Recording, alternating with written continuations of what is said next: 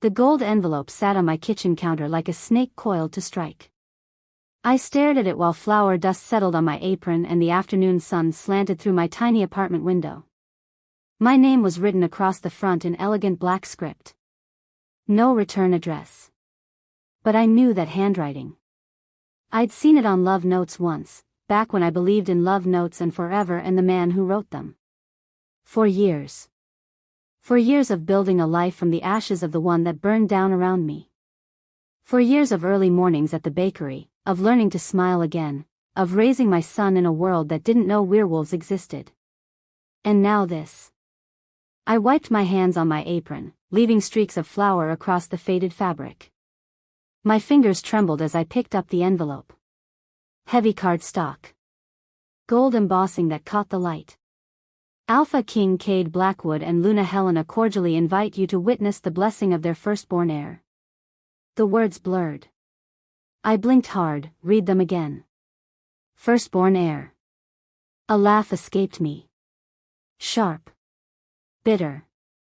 The sound of something breaking that I thought had already shattered completely. There was more. A smaller note tucked inside, written in a different hand. Feminine. Delicate. Cruel. Lyra.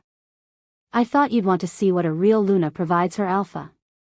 Don't worry, no one expects anything from a barren wolf. Helena. I set the note down carefully. Precisely. Like it might explode if I moved too fast. Barren. That word had followed me across state lines, through sleepless nights, into the new life I'd carved out with my bare hands. It had whispered in my ear when I held my newborn son for the first time, alone in a human hospital where no one knew what I was. It had laughed at me every time Asher grew another inch, learned another word, smiled at me with his father's exact smile. Barren. The biggest lie ever told about me. And I'd let them believe it for 4 years. I looked around my apartment. Small. Clean. Mine. The kitchen where I tested new recipes at midnight. The living room with Asher's toys scattered across the rug. The photos on the wall of just the two of us at the beach, at the park, blowing out birthday candles. A life. A real one. Built from nothing. And now they wanted me to come watch Cade's new mate show off the heir I supposedly couldn't give him. The memory came whether I wanted it or not. My 21st birthday. The ceremonial hall packed with pack members. Candles everywhere, casting dancing shadows on the stone walls. I'd worn white. Traditional. Hopeful. So stupidly hopeful. Cade had stood at the front, tall and broad and beautiful in that dangerous way alphas always were. Dark hair. Gray eyes like storm clouds. When he'd looked at me walking toward him, something in my chest had cracked open with joy. My mate. My alpha. My forever. Then the healer had stepped forward. Old Marcus, with his kind face and gentle hands. Except his hands hadn't been gentle when he'd read from his scroll. His voice hadn't been kind when he'd announced to everyone that the alpha's mate was defective. Barren. Cursed. Unable to provide heirs. I remembered the gasps. The whispers. The way everyone had stepped back from me like I carried a disease. And Cade. God, Cade. His face had gone cold. Closed off. Like shutters slamming down over windows. One moment he was the man who'd held me under the moonlight and promised me eternity. The next he was a stranger wearing my mate's face. I, Cade Blackwood, reject you, Lyra Vance, as my mate. The bond had screamed. I'd felt it tearing, ripping, shredding something vital in my chest. I dropped to my knees on that cold stone floor. The moon goddess cursed your womb. You will never carry my heir. He'd turned and walked away. Left me bleeding out on the inside while 300 wolves watched and did nothing. I'd run that night. Packed nothing. Just ran until I couldn't smell pine trees and pack territory anymore. Until the only thing I could smell was exhaust fumes and human sweat and freedom. 3 weeks later, I'd thrown up in a gas station bathroom and bought a pregnancy test with shaking hands. Positive. The Barren wolf was pregnant with the Alpha King's child. The cruelest joke the moon goddess ever played. Or maybe the kindest. I still couldn't decide. I heard the school bus rumble down the street. The squeak of brakes. Small feet pounding up the exterior stairs. The door burst open and my son exploded into the apartment like a tiny hurricane. Backpack sliding off his shoulders. Sneakers untied.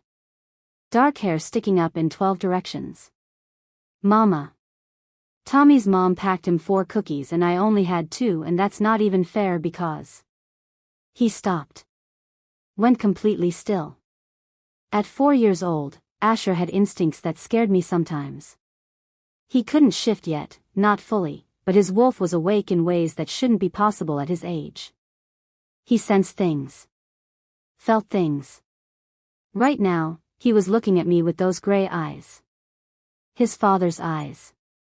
Storm clouds and steel. Mama. His voice was small now. Careful. Who hurt you? I tried to smile. No one, baby. I'm fine. Your heart is doing the bad thing again. The fast sad thing. I crouched down to his level, brushing the hair from his forehead. How do you know what my heart is doing? I can hear it. He said it like it was obvious. Like everyone could hear heartbeats from across the room. And your wolf is crying. She's been sleeping forever, but now she's crying. My breath caught. He was right. Deep in my chest, in that place I'd locked away and tried to forget, my wolf was stirring. Whimpering. She'd gone dormant after the rejection, curling into herself like a wounded animal. I'd thought she might never wake up. But she was awake now. And she was angry. Come here. I pulled Asher into my arms, breathing in his scent. Sunshine and dirt and something underneath that was pure wolf. Pure alpha. He'd be powerful one day. More powerful than his father. I could already feel it humming under his skin. Mama, what's that? He pointed at the counter. At the gold envelope. It smells wrong. It's an invitation. To a party. A birthday party? No, baby. A different kind. He wriggled out of my arms, grabbing an apple from the fruit bowl and biting into it with enthusiasm. Are we going? The question hung in the air. Such a simple question from a 4-year-old. Are we going? I picked up Helena's note again. Read those words. What a real Luna provides. Barren wolf. She'd stolen my life. Her and whoever had lied about the test results.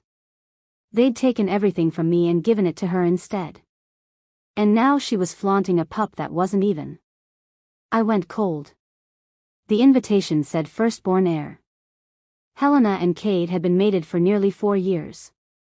If she'd gotten pregnant right away, that baby would be over 3 by now. If she'd waited, tried for a while, the child would still be at least 2. But the invitation said they were blessing the heir. Presenting it to the pack. You didn't wait until a pup was 2 or 3 years old to present it. That ceremony happened within the first few months. Which meant Helena had just given birth. After 4 years of mating. 4 years. I thought about the vicious note. The specific cruelty of it. The way she'd twisted the knife about being barren. People who were secure didn't twist knives. People who were confident didn't send handwritten taunts to their mate's rejected ex. People who were guilty did. My wolf lifted her head. For the first time in 4 years, she made a sound that wasn't pain. It was darker. Sharper. A growl. Mama? Asher was watching me again. His eyes flashed gold for just a second. Way too young for that. You look different. Different how? Like when the wolves on TV find a deer. I almost laughed. My 4-year-old had just compared me to a predator hunting prey. He wasn't wrong. I went to my bedroom, to the closet, to the box I'd shoved in the back corner and tried to forget. Inside was everything I'd kept from my old life. Not much. A pressed flower from my mother's garden. A silver bracelet my father gave me before he died. And one photograph. Cade and me. The night of our first shift run together. The night we'd both felt the bond snap into place and knew what we were to each other. We were smiling. Happy. Young and stupid and convinced that love could survive anything. I looked at his face in that photo. Tried to see the man who had rejected me so coldly. Tried to reconcile the two versions. The one who'd held me like I was precious. The one who'd thrown me away like garbage. The truth was somewhere between them. The truth about what really happened that night. About who had lied and why. About what Helena knew and what she'd done. Asher appeared in the doorway, apple core in hand. Is that man my daddy? I'd never lied to him about having a father.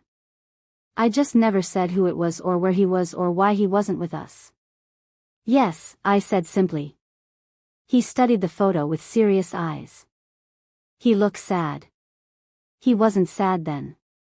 That was before. Before what? Before lies. Before betrayal. Before someone convinced him I wasn't worth keeping. Before he made a mistake, I said. Asher nodded like that made perfect sense. Are we gonna meet him? At the party? I tucked the photo into my pocket. Made my decision. For 4 years, I'd hidden. Healed. Survived. I'd told myself I didn't need answers. Didn't need revenge. Didn't need anything from the world that had broken me. But my son deserved to know where he came from. And I deserved to know why my life had been destroyed. Someone had lied about me being barren. Someone had handed Cade the excuse he needed to reject me. Helena knew. I was certain of it now. That note wasn't just cruel. It was nervous. It was someone covering their tracks. Time to stop hiding. Time to show them what the Barren wolf had been doing for 4 years. Raising an alpha. I crouched down to Asher's level, holding his small face in my hands. Yes, baby. We're going to the party. It's time you met your father's pack. His eyes lit up with excitement. But mine were steady. Calm. Focused. They have no idea what's coming. If you are enjoying this video, do well to hit the like button and subscribe to this channel. Chapter 2. The forest knew me. I felt at the moment my old Honda crossed the invisible boundary line into Shadowcrest territory. The trees seemed to lean closer to the road. The air changed, turned thick with pine and earth and something ancient that hummed in my blood. My wolf lifted her head for the first time in miles. She'd been restless the whole drive, pacing inside my chest like she was trapped in a cage. But now she went still. Home, she whispered. We're home. No, I told her. This stopped being home 4 years ago. But my hands were shaking on the steering wheel. Mama. Asher's voice came from the back seat, where he was surrounded by coloring books and snack wrappers. The trees are talking. I glanced in the rearview mirror. His face was pressed against the window, gray eyes wide. What are they saying? I don't know. It's not words. It's more like. He scrunched up his nose, thinking hard. Like when you hum a song but don't sing the words. They're humming. My heart clenched. He was so tuned in already. So connected to a world I'd tried to keep him away from. That's the pack land, I said carefully. It has a kind of energy. Like a heartbeat. Can other people feel it? Only wolves, baby. He nodded seriously, like this made perfect sense. Then, are there gonna be other kids who are wolves? Kids like me? Yes. But remember what we talked about? I know, I know. He rolled his eyes with all the drama a 4-year-old could muster. Don't tell anyone I can do the eye thing. Don't tell anyone about the dreams. Don't tell anyone anything. It's just for a little while. Until I figure some things out. Figure what things out? I didn't answer. Couldn't answer. How did you explain to a child that you were hunting for the truth about why his father threw you away? The road narrowed as we drove deeper into the territory. I'd forgotten how beautiful it was here. Towering pines. Sunlight filtering through branches in golden shafts. A creek running alongside the road, water so clear you could count the stones at the bottom. But something was wrong. I noticed it gradually. The underbrush was overgrown, tangled in ways that suggested no one had tended it in months. A fallen tree blocked half the road, and we had to drive around it through the mud. The creek water, when I looked closer, had a strange greenish tint. This wasn't the territory I remembered. The Shadowcrest pack had always been meticulous about their land. Pride and maintenance and care. That's what Cade had taught from the day he became Alpha. What had happened here? We rounded a bend and I saw them. 2 wolves in human form standing in the middle of the road. Pack guards. Young men with hard faces and suspicious eyes. I slowed to a stop and rolled down my window. This is private property. The taller one stepped forward, hand resting on something at his hip. A weapon. Since when did Shadowcrest guards carry weapons against their own kind? State your business. I'm here for the ceremony. The Heir blessing. His eyes narrowed. Name? I hesitated. 4 years. I looked different now. Thinner in some places, stronger in others. My hair was longer, darker. The softness had been carved away by single motherhood and early bakery mornings. Lyra Vance. The change was immediate. His posture shifted from suspicious to contemptuous. His lip curled. The second guard actually laughed. Lyra Vance. The tall one repeated my name like it tasted sour. The Barren one. I heard stories about you. I'm sure you did. They said you ran away crying. Couldn't handle being rejected. My wolf snarled inside me. I kept my face blank. They say a lot of things. Are you going to let me through, or should I tell the Alpha King that his guards refused entry to an invited guest? Something flickered in his eyes. Uncertainty. I pulled the gold invitation from my bag and held it up. He stared at it for a long moment. Fine. He stepped aside. But don't expect a warm welcome. Nobody wants you here. I drove past without answering. In the back seat, Asher was quiet. Mama? That man was mean. Yes, baby. He was. Why did he call you a name? Because he doesn't know any better. I caught his eyes in the mirror. Some people believe lies because the truth is harder. Remember that. He nodded slowly, processing. Then, I don't like this place. Neither do I thought.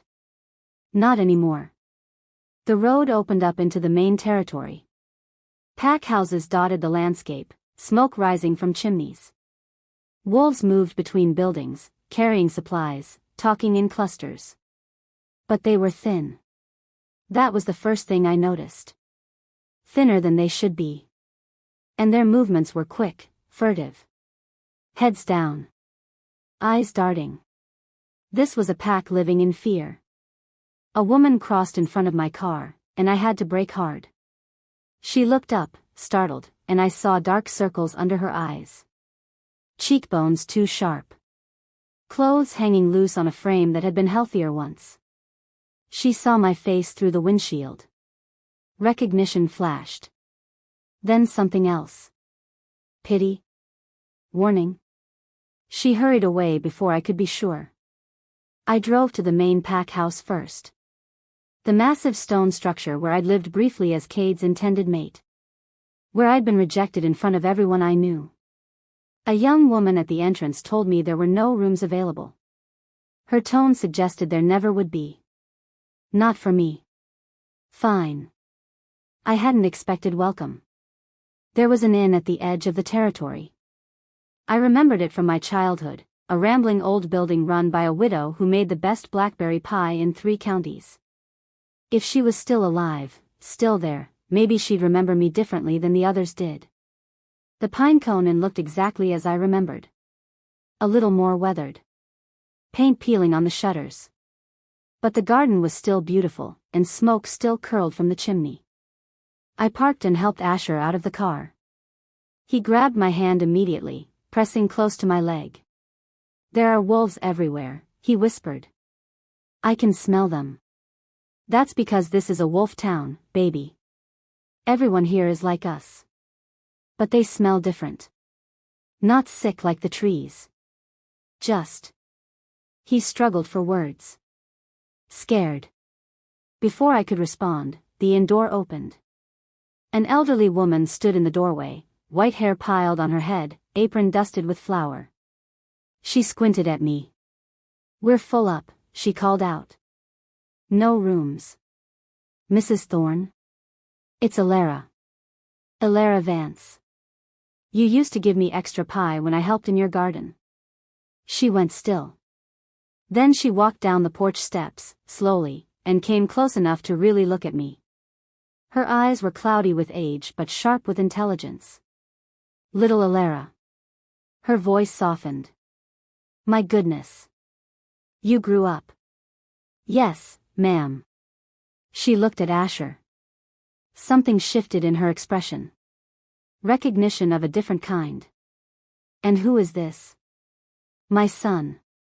Asher." Mrs. Thorne stared at Asher for a long moment. At his gray eyes. His dark hair. The set of his jaw that was so painfully familiar. She didn't ask who the father was. She didn't need to. "Come inside," she said quietly. "I have a room after all." The room was small but clean. 2 beds, a window overlooking the back garden, a bathroom with a clawfoot tub. Asher immediately began exploring every corner while I unpacked our single suitcase. Mrs. Thorne brought up soup and bread and more of that blackberry pie. She watched Asher eat with an expression I couldn't quite read. "He's the right age," she said quietly, so only I could hear. "And those eyes. Does anyone else know?" "No. And I'd like to keep it that way. They won't be able to ignore it for long. That boy has alpha in his bones. Anyone with half a nose will smell it eventually." I looked at Asher, who was currently trying to convince me that pie counted as a vegetable if it had fruit in it. "I know," I said. "I just need a little time." Mrs. Thorne nodded. Then she leaned closer. "Things have changed here, child. Since you left. It started slow, but now." She shook her head. "This pack is sick. And not just the land." "What do you mean?" "Helena." The name came out like poison. 3 Luna candidates before her. Did you know that? I shook my head. 3 young women. All of them suited to be Alpha Queen. All of them died within weeks of being selected. My blood went cold. How? Accidents. Illness. One just disappeared and was never found. Mrs. Thorne's voice dropped even lower. And anyone who asked too many questions about those deaths, they disappeared too. Does Cade know? The Alpha King knows nothing these days. He walks around like a ghost. Helena keeps him close, controls who sees him, what he eats, where he goes. She paused. I've watched that boy grow up from a pup. He was strong once. A good alpha. Now look at him. She gestured toward the window. I stood and looked out. The pack house was visible from here, perched on the hill like it always had been. And on the balcony, 2 figures. Helena. Even from this distance, I could see the swell of her pregnant belly. She was beautiful in that cold, sharp way that made you want to look away. Blonde hair catching the fading sunlight. Red dress clinging to her curves. And beside her, Cade. My breath stopped. He was thin. Too thin. His broad shoulders seemed to curve inward, like he was trying to make himself smaller. His dark hair was longer, unkempt. And even from here, even without seeing his face clearly, I could tell something was deeply wrong. This wasn't the man who had rejected me. That man had been cold and hard and certain. This man looked hollowed out. Like something had scooped out his insides and left only the shell behind. Helena touched his arm. He flinched. Actually flinched away from her touch. But then he was still, letting her lean into him, letting her position them like dolls for anyone watching. Mama? Asher appeared at my side. He looked out the window, following my gaze. He found them immediately. Stared at Cade with those two knowing eyes. Then he tugged my hand.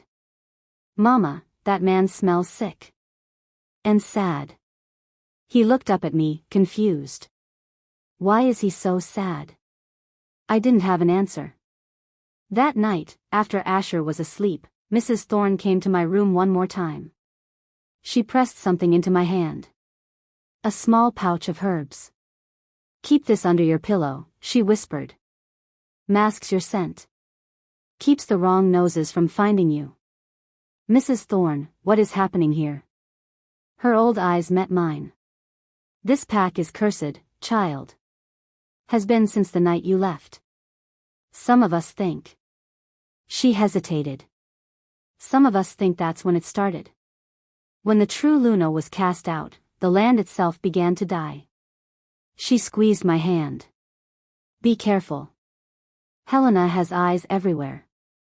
And anyone who threatens her position doesn't survive long. She left before I could ask more questions. I sat in the dark, listening to Asher breathe, thinking about sick trees and thin wolves and an alpha who flinched when his mate touched him. What had I walked into? A knock at midnight. I was on my feet instantly, wolf surging forward. The knock came again. Soft. Urgent. I crossed the room silently, grabbed the small knife I'd hidden in my bag, and opened the door a crack.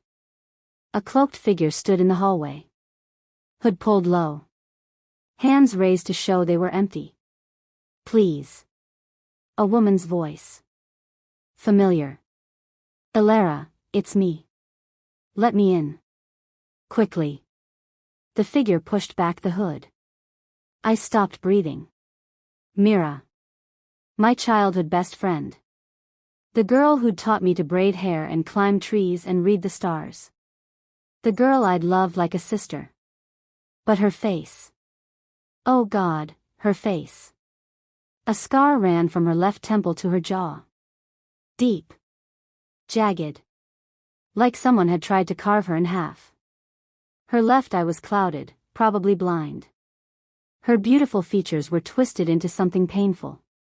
Mira. Her name came out broken. What happened to you? No time. She pushed past me into the room, checking the window, the corners, the bathroom. We have maybe 5 minutes before her spies report that I'm here. Whose spies? What are you? Mira grabbed my shoulders. Her good eye was wild. Desperate. Lyra, you have to leave. Tonight. Right now. Take your son and run. What? I just got here. I'm not. Helena knows you're here. She knew you'd come the moment she sent that invitation. It was a trap. Myra's grip tightened. And she knows about the boy. I don't know how, but she knows he's Cade's. My heart stopped. That's impossible. No one knows. She has people everywhere. In every pack. She's been tracking you for years, Lyra. Waiting. And now that you're here, now that you've brought the one thing that threatens everything she's built. Myra's voice cracked. She's already sent someone to kill you. Both of you. Tonight. Behind me, Asher stirred in his sleep. Made a small sound. Mira looked at him. At his small form under the blankets.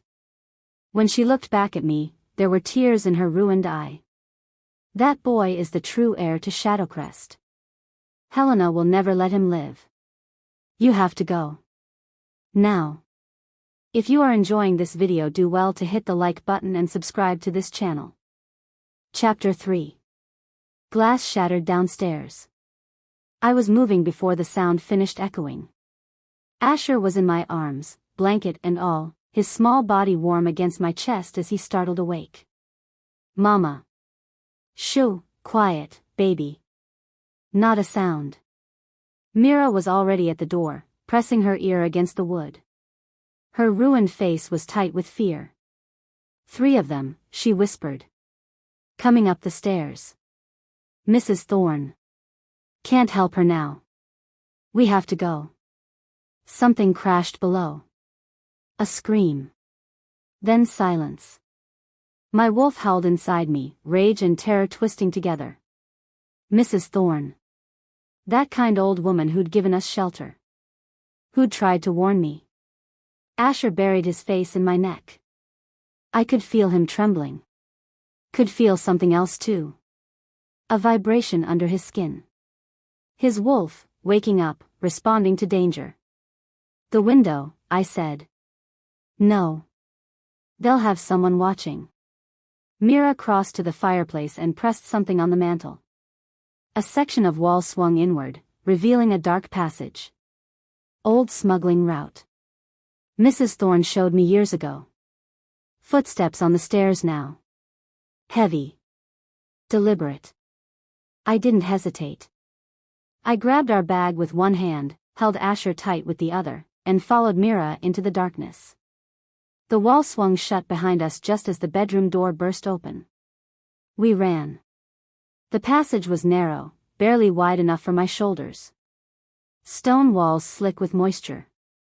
The only light came from Myra's phone, a thin beam cutting through absolute blackness. Who are they? I gasped as we moved. Rogues. Outcasts. Helena keeps a pack of them in the northern mountains. Uses them for jobs the regular pack can't know about. Jobs like murder?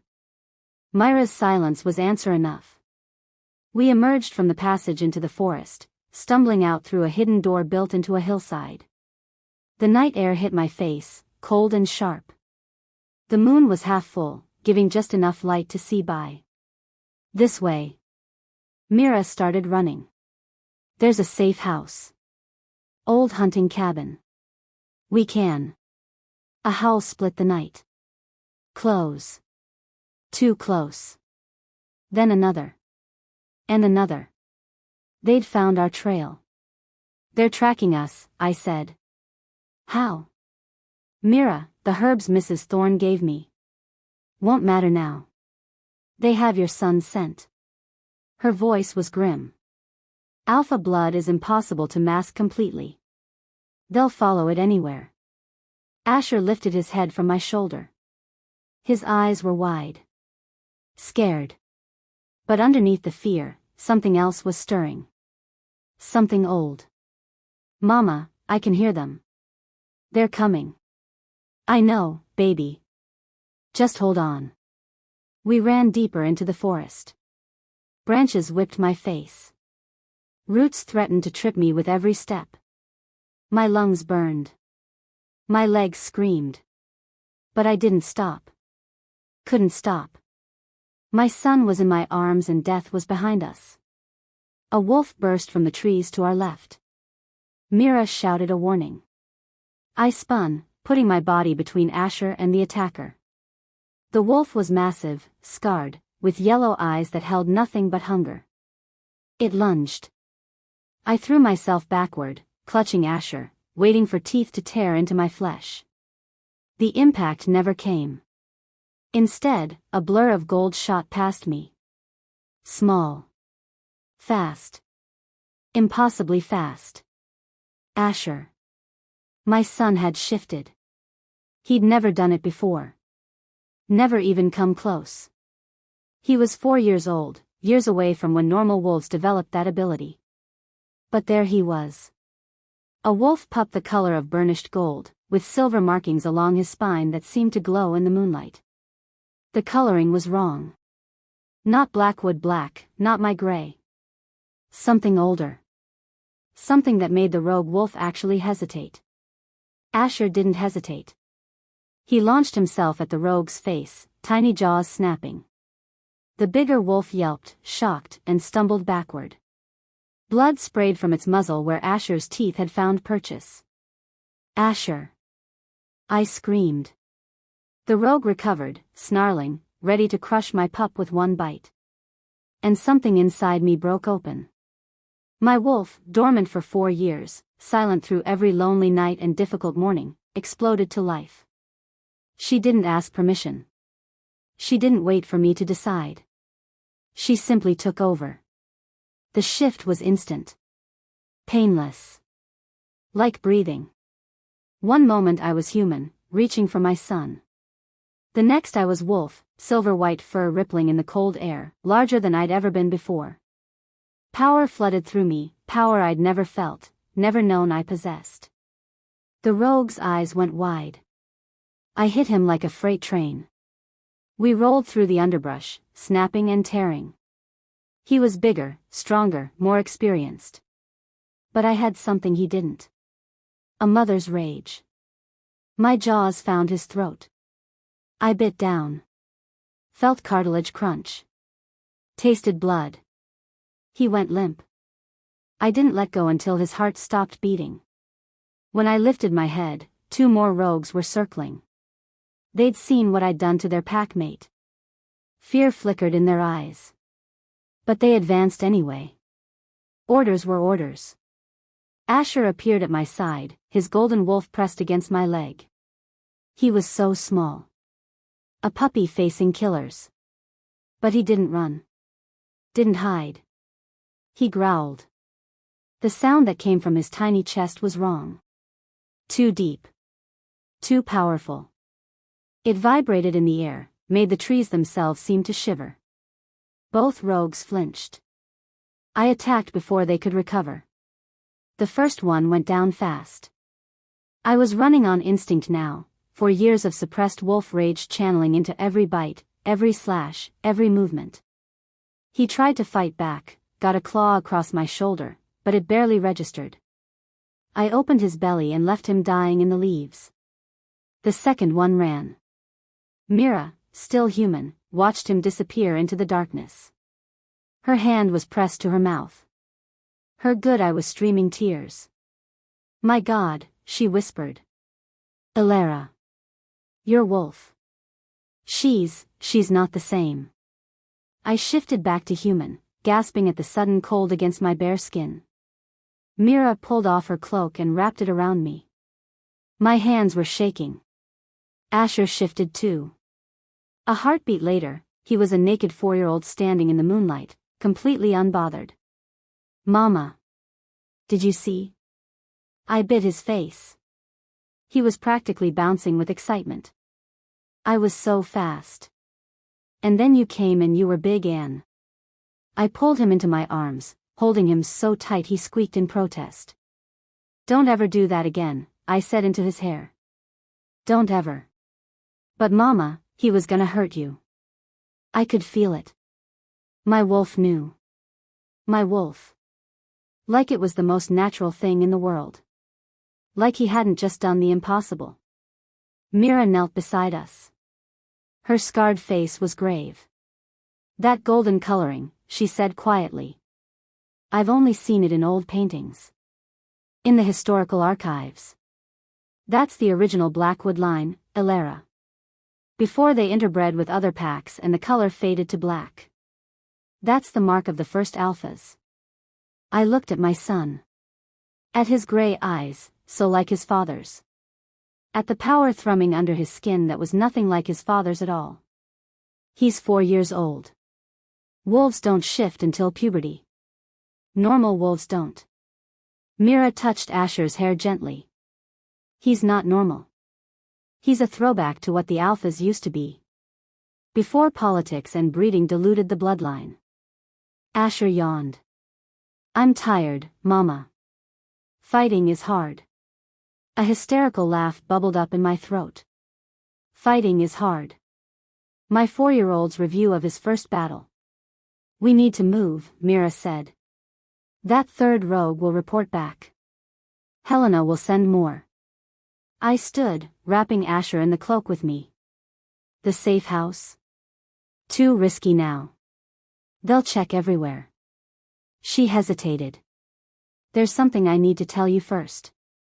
Before we decide what to do next. Something in her voice made me go cold. What? Mira looked at me. At her scarred face, her clouded eye, the damage Helena had done to her.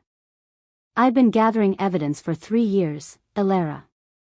Since Helena did this to me. She gestured to her face. I got too close to her secrets, asked too many questions about the Luna candidates who died. She sent men to teach me a lesson.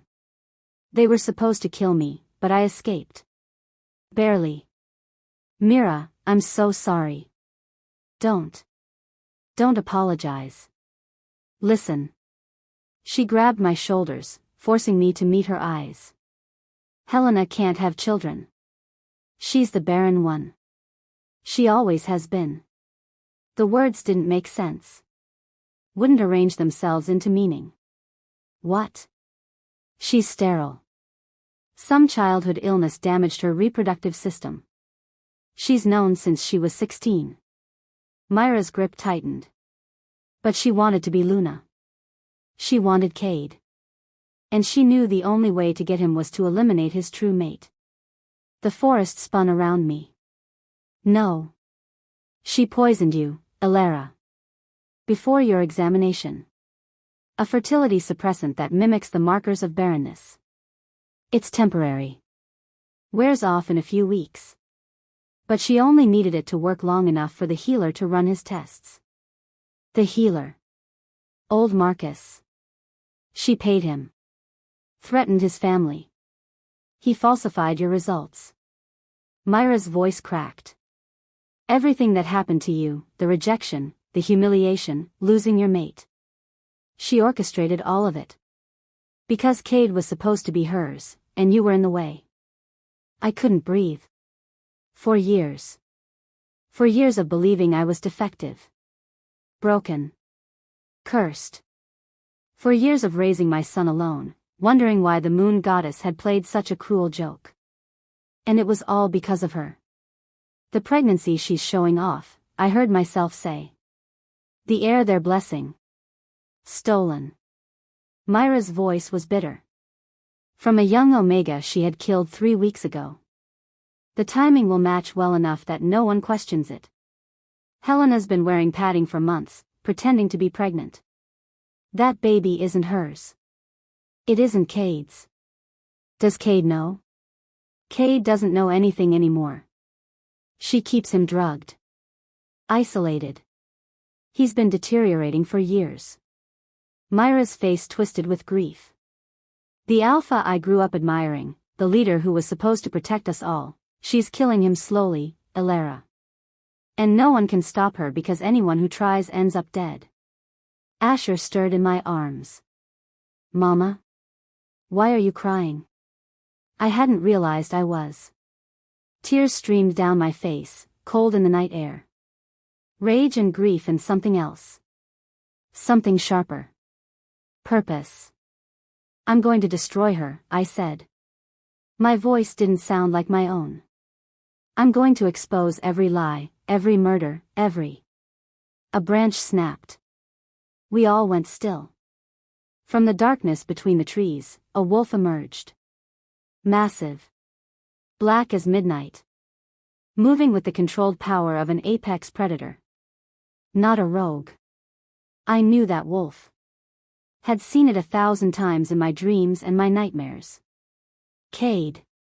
He shifted as he approached, bones cracking and reforming. Then he was standing there in human form, tall and broad and terrifyingly familiar. But wrong. So wrong. Thinner than I remembered. Paler. Dark circles under those storm-gray eyes. A tremor in his hands that an alpha should never have. He looked at me first. Something flickered in his gaze. Recognition. Pain. Confusion. Then he saw Asher. My son was still half wrapped in Myra's cloak, small and sleepy and obviously a child. But Cade's nostrils flared, catching a scent. His eyes widened. And then Asher, exhausted and forgetting every rule I'd taught him, let his eyes flash gold. Cade staggered backward like he'd been shot. That coloring. His voice cracked, barely a whisper. The gold. The silver markings. That's the Blackwood royal line. The ancient bloodline. He looked at me, looked at Asher, looked back at me with growing horror. Who is this pup?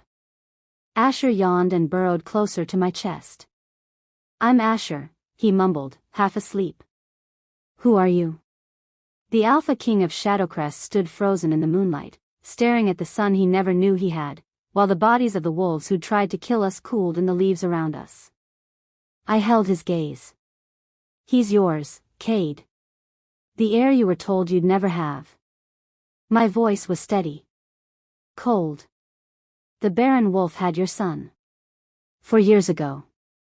While you were marrying the woman who destroyed both our lives. If you are enjoying this video, do well to hit the like button and subscribe to this channel. Chapter 4. Asher shifted back to human form like it was nothing. Like he hadn't just done something impossible. Like he wasn't standing naked in the moonlight with rogue blood still wet on the ground around us. He looked up at Cade with those gray eyes. Storm clouds and steel. A perfect mirror. Cade made a sound I'd never heard before. Something between a gasp and a moan. He staggered backward, hand pressed to his chest like his heart had stopped. 4 years, he whispered. He's 4 years old. Mama, I'm cold. Asher tugged at my cloak. And that man keeps staring at me. I wrapped him tighter, pulling him away from Cade's reach. I know, baby. We're going to find you some clothes. Lyra. Cade's voice cracked on my name. Lyra, please. Is he mine? The question hung in the air. Loaded. Desperate. I looked at the man who had destroyed me. Who had stood in front of our entire pack and told them the moon goddess had cursed my womb. Who had rejected me with cold eyes while I fell to my knees in agony. He looked broken now. Thin and pale and trembling. But I remembered how strong he'd been when he broke me. He's mine, I said flatly. That's all you need to know. No. Cade shook his head, taking a step toward us. No, I can feel it. My wolf, he's going insane. He knows. That's my son. That's my... Your what? The rage I'd been holding back for 4 years cracked open. Your heir? The heir you told everyone I couldn't give you? The heir you rejected me over? Lyra. You don't get to claim him now. You don't get to look at him with those desperate eyes and pretend you didn't throw us both away before he even existed. Asher pressed closer to me. Mama, you're doing the scary voice. I forced myself to breathe. To soften. I'm sorry, baby. I'm not mad at you. Are you mad at him? Asher pointed at Cade. He smells like sadness and something bad. Like medicine. Cade flinched. His hand went to his temple, rubbing like he had a headache. Mira stepped forward. We can't stay here. That third rogue will bring reinforcements. We need to move. Where? I demanded.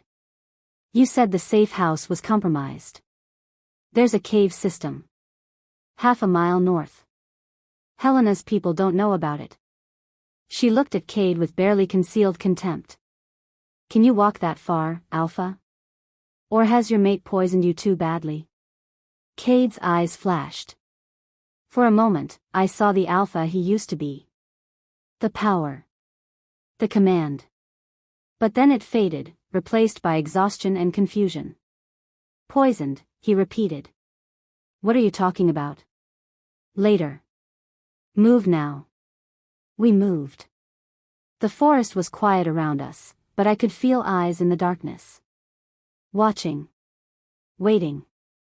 My wolf stayed alert, prowling beneath my skin, ready to explode again if needed. Asher fell asleep in my arms before we reached the caves. His small body was warm and heavy, completely trusting even in the middle of danger. Children were miraculous that way. They could sleep through anything if they felt safe. I'd spent 4 years making sure he felt safe. The cave was larger than I expected. Mira had clearly prepared it as a bolt hole. Blankets. Water. Dried food. A lantern that cast flickering shadows on the stone walls. I settled Asher on a pile of blankets in the corner, covering him with my cloak. He murmured something about wolves and pie, then went still. When I turned around, Cade was staring at him. His face was unreadable. But his hands were shaking. "He has my mother's chin," he said quietly. "And my grandmother's coloring. The gold. I've only seen it in portraits." "Don't." I stepped between him and Asher. "Don't look at him like he's yours. You lost that right. Lyra, please." He reached for me. "Just let me explain." His hand touched my arm. The world exploded. The mate bond, the one I'd thought was severed, the one that had torn in half the night he rejected me, roared back to life. It slammed through me like lightning, like fire, like every emotion I'd suppressed for 4 years hitting me at once. I gasped. So did Cade. His eyes went wide. I watched him feel it too. The electricity. The pull. The desperate ache that said mine, mine, mine. It's still there. His voice was wonder and agony combined. The bond. It never broke. It just went quiet. For one moment, I let myself feel it. The connection. The rightness of being near him. The way my wolf purred at his proximity after years of grieving alone. Then I remembered everything he'd done. I yanked my arm away. "Don't touch me. Lyra. You rejected me, Cade. You stood in front of everyone I loved and told them I was cursed.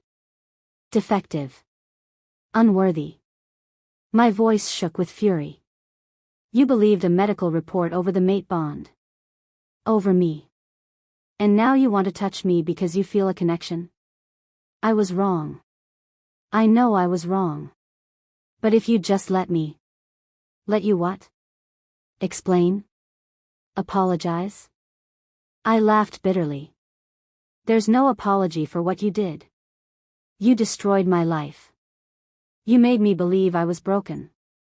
I spent 4 years raising your son alone, working double shifts at a bakery, crying myself to sleep because I thought the moon goddess hated me. Tears were streaming down my face now. I couldn't stop them. And the whole time," I continued, "the whole time, I was fine. Better than fine. I was pregnant with your child, and you were marrying the woman who made it all happen." Cade went pale. "What?" Mira moved to a corner of the cave and retrieved a waterproof bag. She opened it and pulled out a stack of documents, spreading them on the stone floor. 3 years of evidence, she said.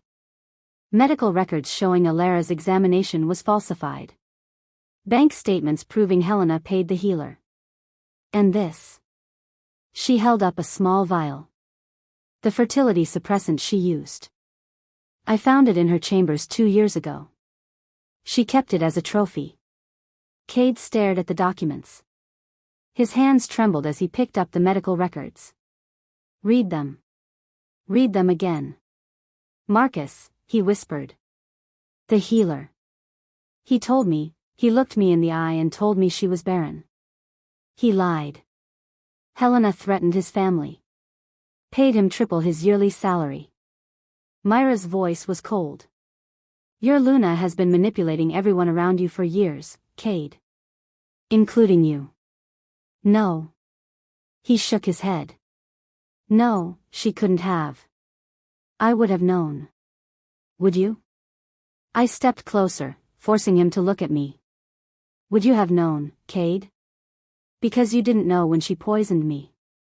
You didn't know when she had 3 Luna candidates killed before her. You didn't know when your own pack started withering under her rule. His face crumpled.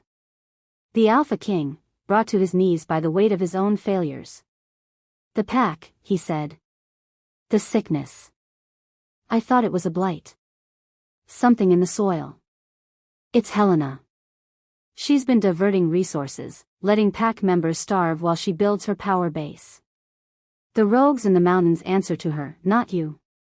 Mira knelt beside him, forcing him to look at the evidence. She's been preparing for this for years. Building an army. Eliminating threats. And you've been too drugged to notice. Drugged?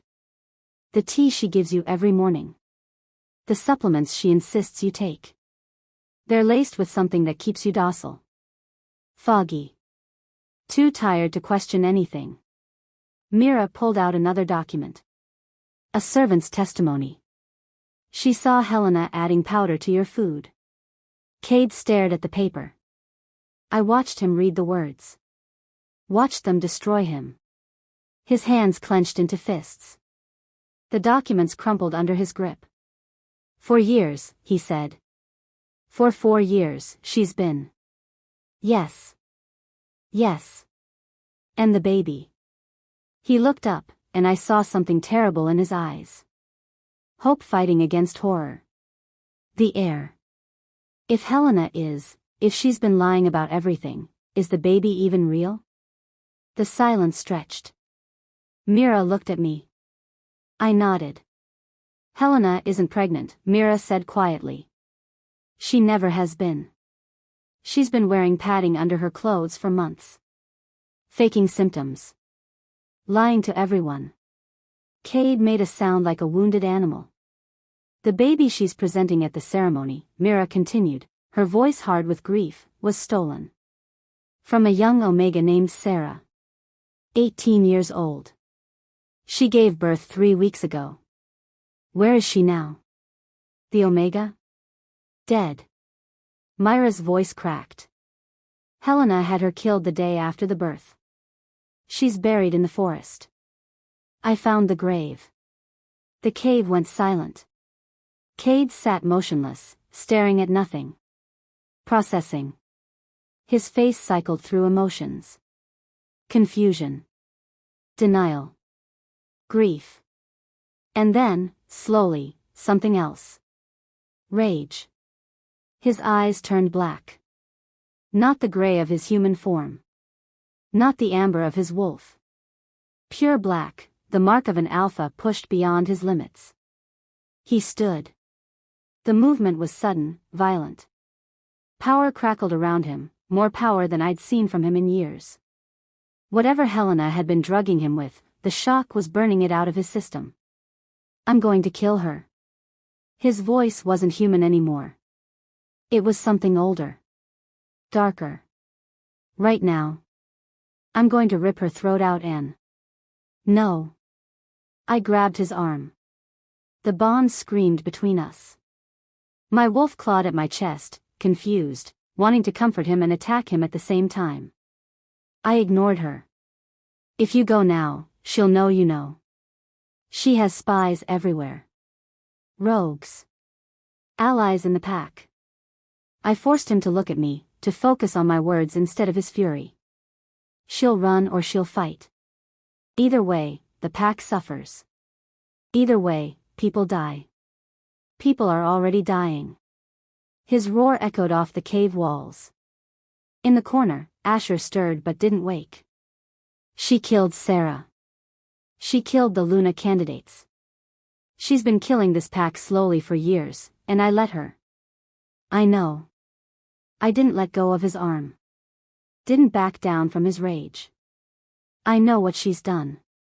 But if you want justice, if you want her to pay for everything, if you want the pack to see the truth, we do this my way. His black eyes searched my face. Your way. At the ceremony. In front of everyone. We expose every lie, every murder, every betrayal. My grip tightened. We don't just kill her, Cade. We destroy her. We make sure everyone knows exactly what she is. And then, when she has nowhere to run and no one to protect her, you can have your vengeance. The rage still burned in his eyes. But something else was there now. Something that might have been respect. The whole pack will be there, he said slowly. Witnesses from other territories. The council. Exactly. She'll have her rogues nearby. Security. We'll plan for that. He looked at Asher, still sleeping peacefully despite everything. His face softened for just a moment. Then hardened again. She tried to kill him. My son. She sent rogues to murder a 4-year-old boy. Yes. Cade nodded. The black faded from his eyes, replaced by cold, calculated gray. The Alpha King was waking up. The real one. The one Helena had tried so hard to bury. Tell me your plan, he said. If you are enjoying this video, do well to hit the like button and subscribe to this channel. Chapter 5. The safe house was a hunter's cabin deep in the eastern woods, so far from the main pack territory that Helena's spies had never bothered to map it. I watched Cade leave at dawn, heading back to the woman who had destroyed both our lives. Back to the role of obedient, drugged husband. Back to Helena's bed. The hardest role he'd ever played. He'll be okay, Mama. Asher appeared at my side, still rubbing sleep from his eyes. His wolf is awake now. I can feel it even from here. I pulled him close, breathing in his scent. How do you know that, baby? I don't know. I just do. He yawned. Is there breakfast? Normal questions. Normal moments. In the middle of everything falling apart, my 4-year-old wanted breakfast. I made him pancakes on the cabin's ancient stove while the morning light filtered through dusty windows. We ate together at a rough wooden table, and for a few minutes, I let myself pretend we were just on vacation. A mother and son in a cabin in the woods. Nothing more complicated than that. But Asher was too smart for pretending. That man, he said between bites. The one from last night. He's my daddy, isn't he? My fork stopped halfway to my mouth. What makes you say that? We smell the same. Not exactly the same, but like how your cookies smell like your kitchen even when they're somewhere else. He frowned, working through the thought. And his wolf knows my wolf. They talked last night. While everyone was yelling. I set down my fork. Wolves talked. Not words. More like feelings. He poked at his pancake. His wolf was really sad, Mama. And really sorry. He kept saying sorry over and over. My heart clenched. The mate bond let wolves communicate in ways humans couldn't understand. But Asher shouldn't have been able to sense any of that at his age. Then again, Asher shouldn't have been able to do a lot of things. Yes, I said finally. He's your father. Asher nodded like he'd known all along. Did he do something bad? He made a mistake. A really big one. Someone told him a lie, and he believed it instead of trusting what he knew in his heart. What was the lie? I hesitated. How did you explain rejection and betrayal to a 4-year-old? They told him I couldn't have babies, I said carefully. That the moon goddess didn't want us to be together. And he believed them, even though his wolf knew it wasn't true.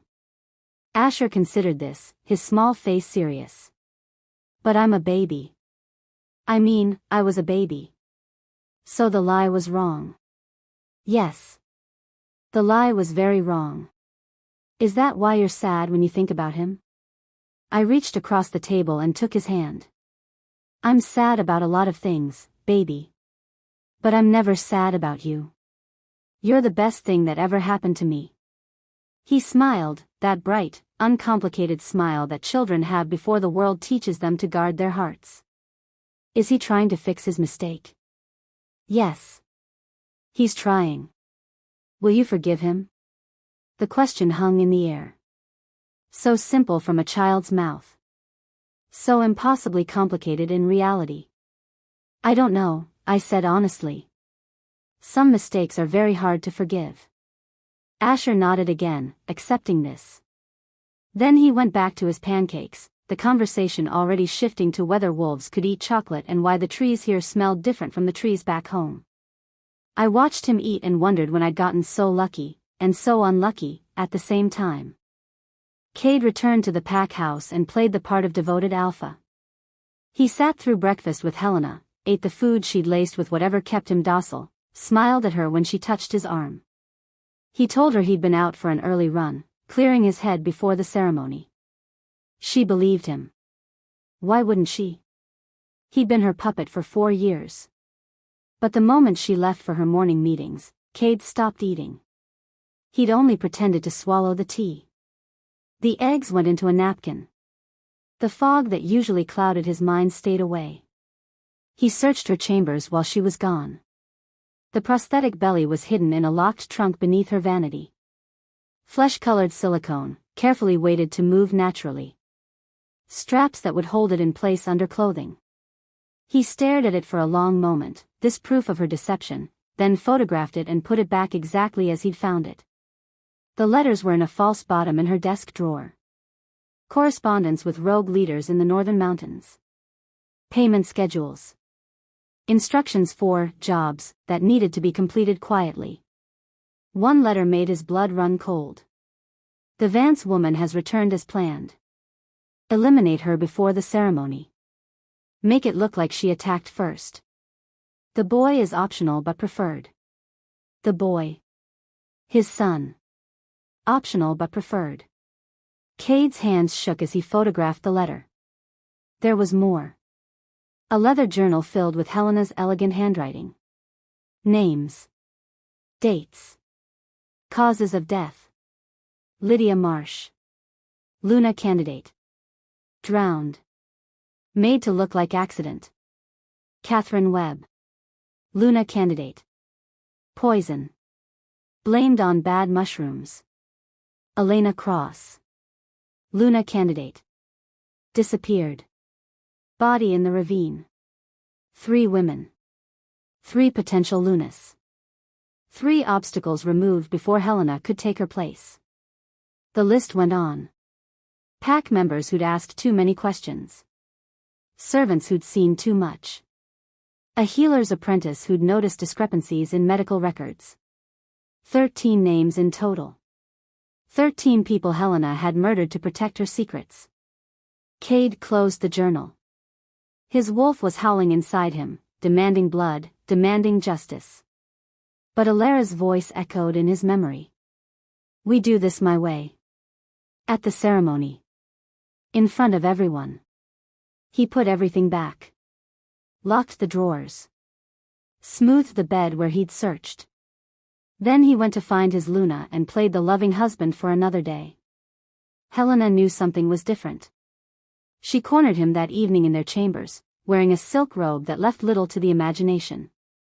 Her pregnant belly, the fake one, curved beneath the fabric. You've been distant, she said, trailing her fingers along his jaw. Ever since that Omega came back. Is she bothering you? Cade forced himself not to flinch. She's nothing. Just a ghost from the past. Then why do you seem so distracted? Helena pressed closer, her body against his. I miss my alpha. The ceremony is in 2 days. We should be celebrating. Her lips found his neck. Her hands slid beneath his shirt.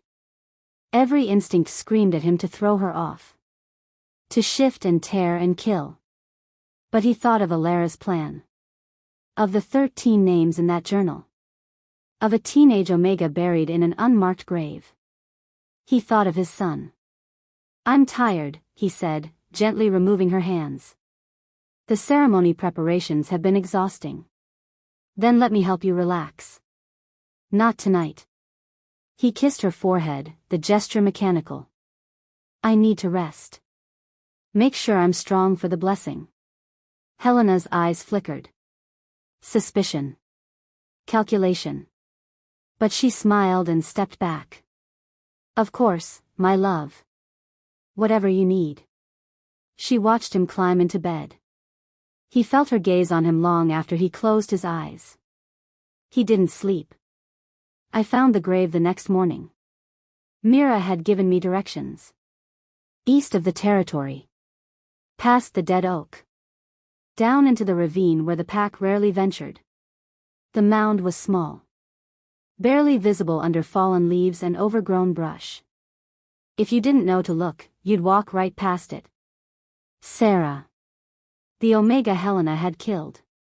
18 years old. A new mother for less than a week before they took everything from her.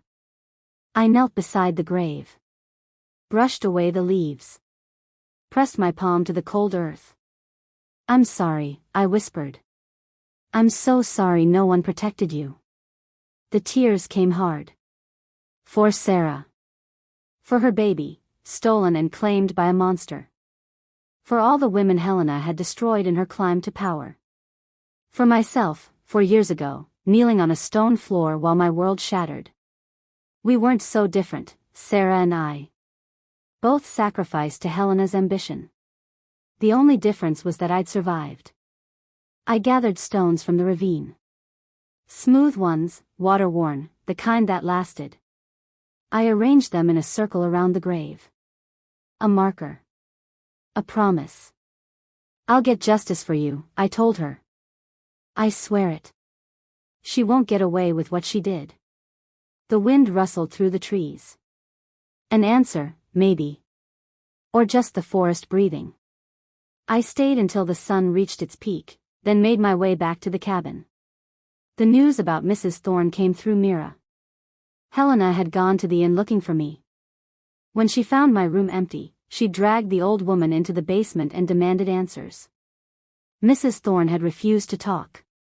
Even when Helena hurt her. Even when it became clear she wouldn't survive.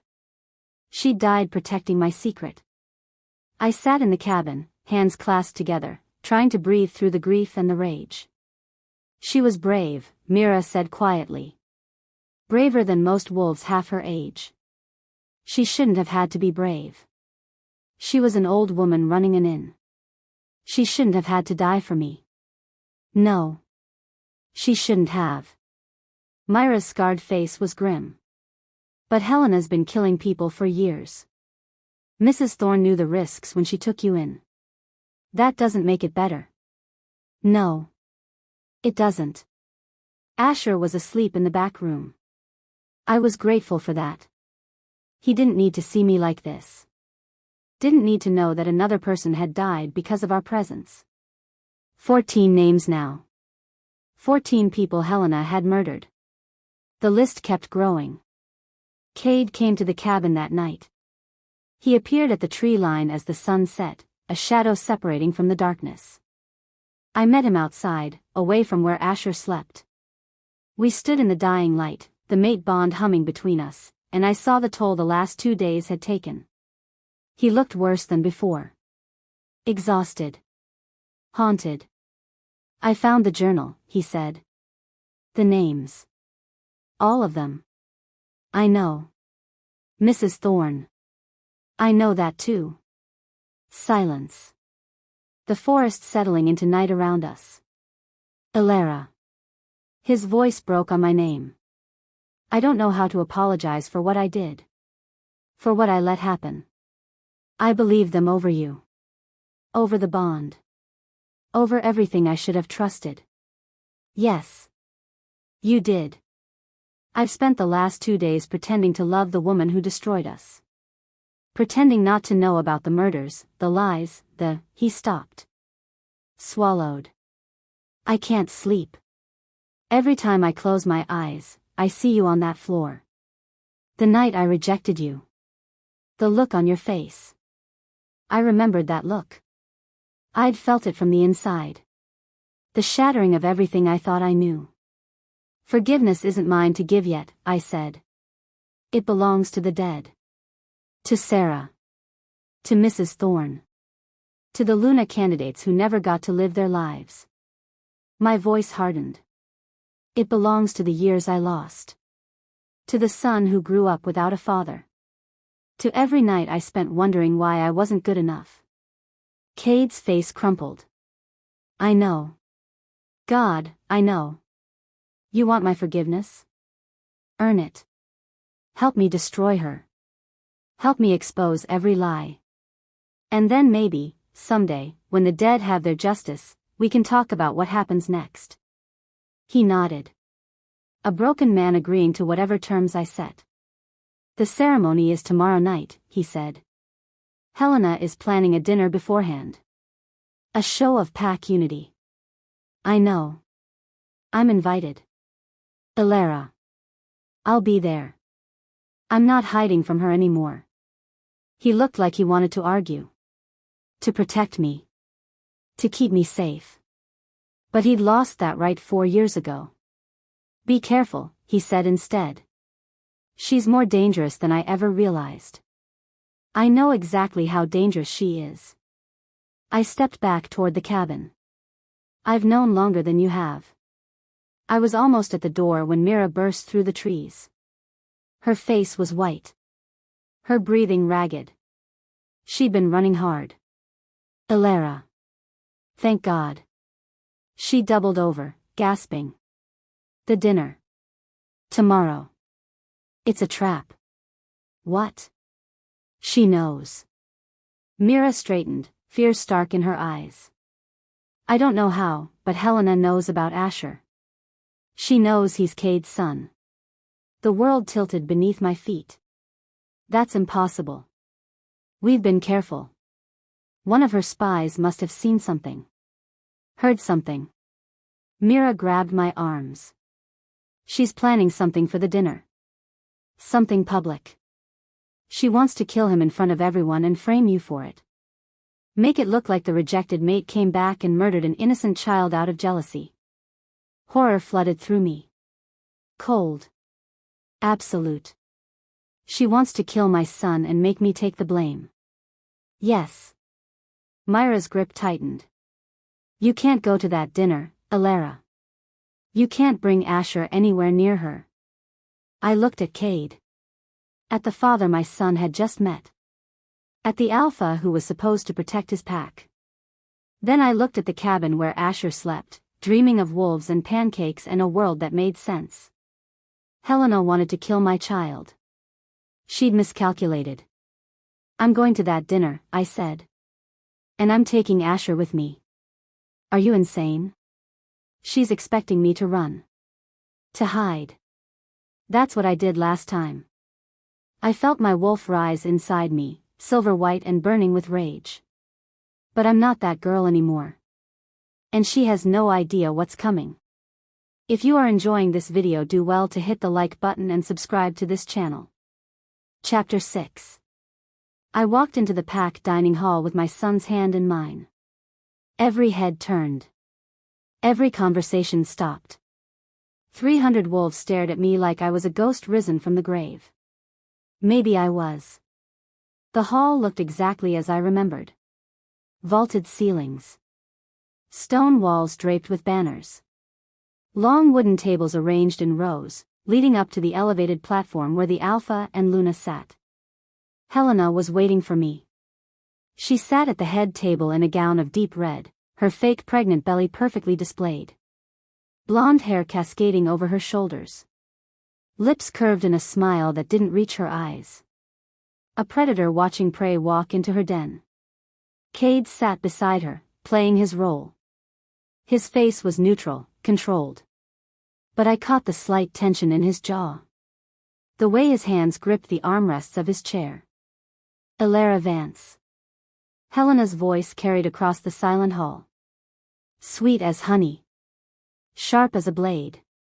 How wonderful that you could join us. I kept walking. Asher's small hand tightened in mine, but he didn't falter. Didn't hide behind my legs. He walked with his chin up and his gray eyes steady. My son. My brave, impossible son. Thank you for the invitation, I said, matching her tone. I wouldn't miss the blessing of the Alpha's heir. A ripple went through the crowd. Whispers. Uncomfortable shifting. Helena's smile widened. Please, sit. We saved you a place near the front. I wanted you to have the best view. The seat she'd assigned me was at the end of the first table, directly in her line of sight. A position of visibility. A position where everyone could watch whatever she had planned. I took it anyway. Asher climbed onto the bench beside me, his legs dangling above the floor. He looked around the hall with open curiosity, taking in the faces, the decorations, the tension crackling through the air. "Mama," he whispered. "Everyone is staring at us."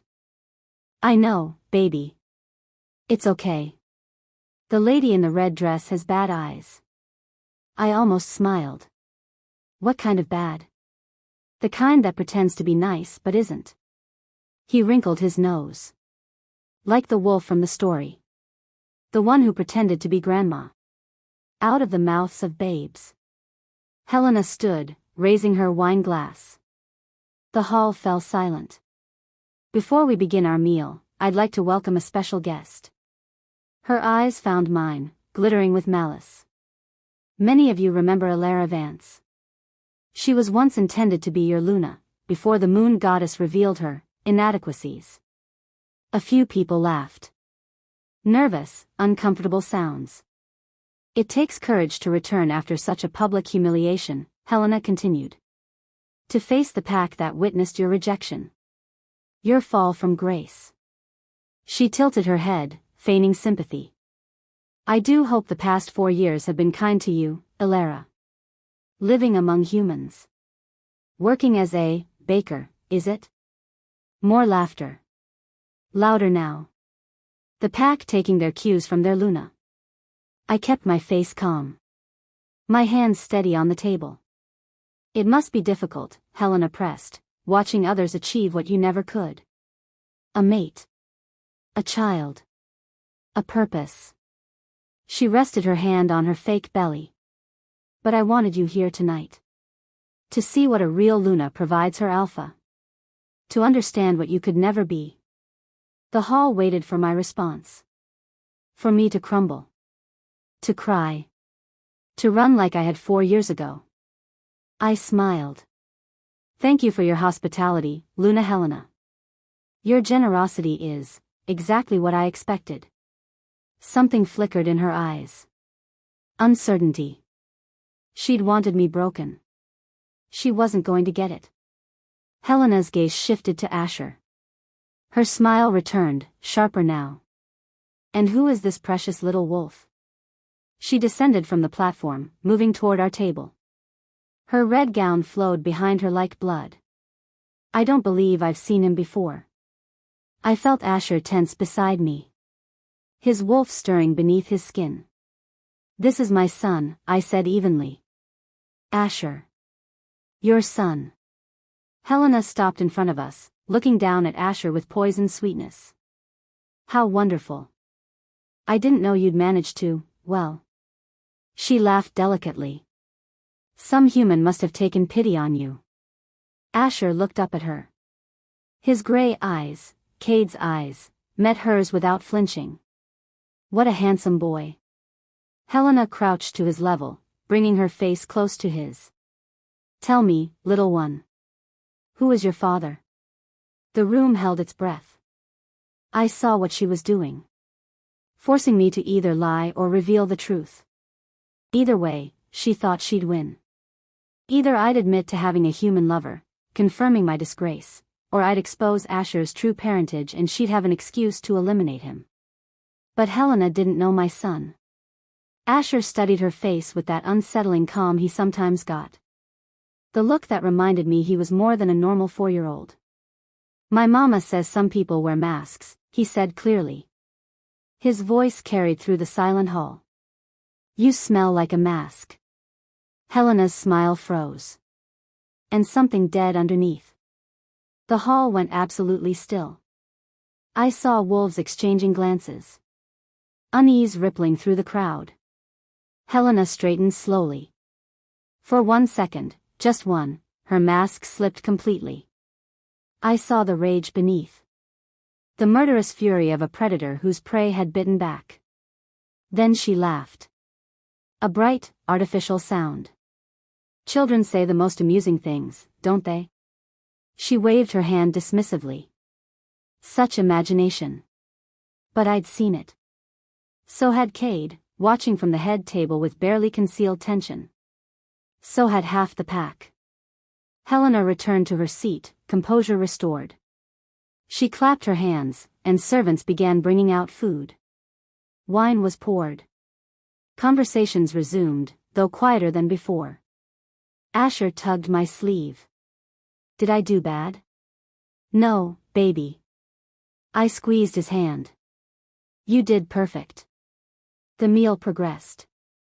I ate little, watching everything. Watching Helena's false smiles and the wolves who fawned over her. Watching Cade play his role, every movement precise and controlled. Watching the servant who approached with a special glass of wine. From the Luna, she murmured, setting it before me. A peace offering. She hopes you'll accept it in the spirit of reconciliation. I looked at the wine. Deep red. Almost the color of blood. Helena was watching me from the head table. Waiting.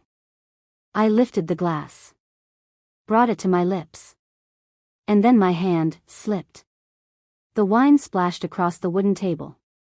Splattered onto the floor at my feet. Where it landed, the wood began to sizzle.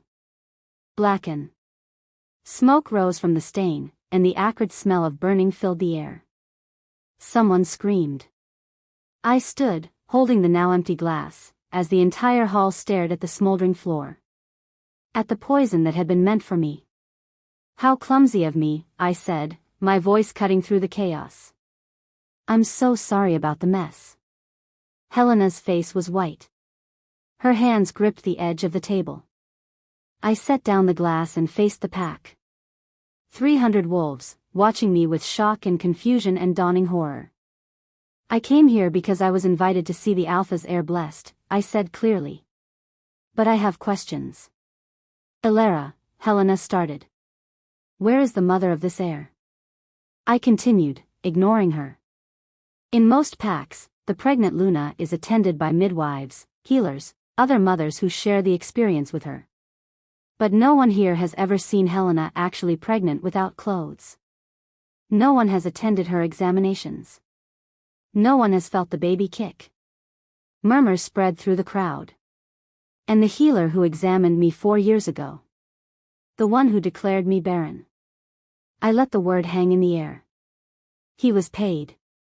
Threatened. Forced to lie about results he never actually found. This is ridiculous, Helena snarled, standing. You're a rejected, jealous Omega trying to. And why, I said, raising my voice over hers, does the wine your Luna just offered me burn through wood? The hall erupted.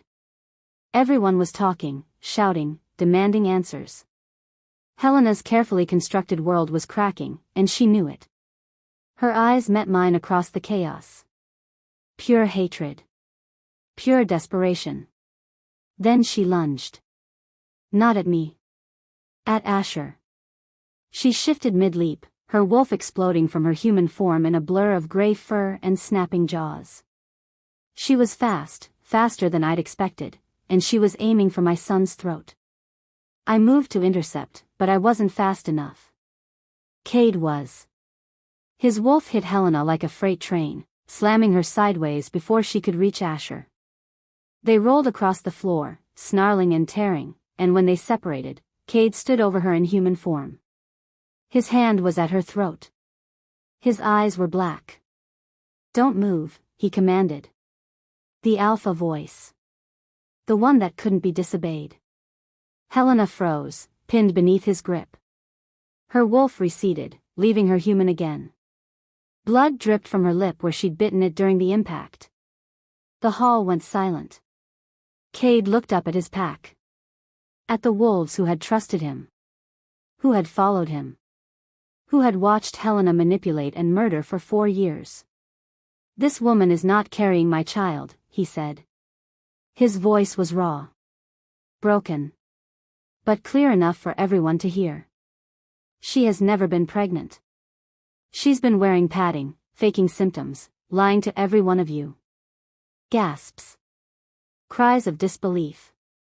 The baby she planned to present tomorrow was stolen from an Omega named Sarah.